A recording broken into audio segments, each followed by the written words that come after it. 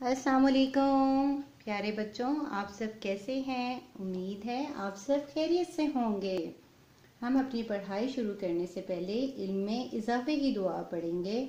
आइए सब मिलकर मेरे साथ इल्म में इजाफे की दुआ पढ़िए। बिस्मिल्लाहिर्रहमानिर्रहीम। रब्बी ज़िदनी इल्मा। है मेरे रब, मेरे इल्म में इजाफा फरमा दीजिए। आज हम उर्दू में पढ़ेंगे हर्फ पे।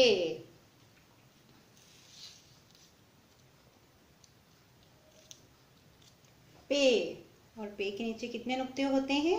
3। 1 2 3। और पे की आवाज क्या होती है? प।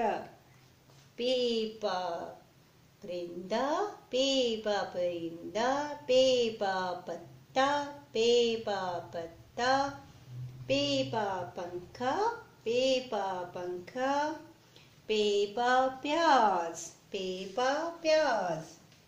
अब हम नुकात को मिलाकर हर्फ पे लिखना सीखेंगे। हम नुकात को मिलाएंगे और हमारा क्या हर्फ बनेगा? पे। कौन सा हर्फ बनेगा? पे। और पे के नीचे कितने नुक्ते हैं? 3। कितने नुक्ते हैं? 3। हमने क्या हर्फ लिखा है? पे।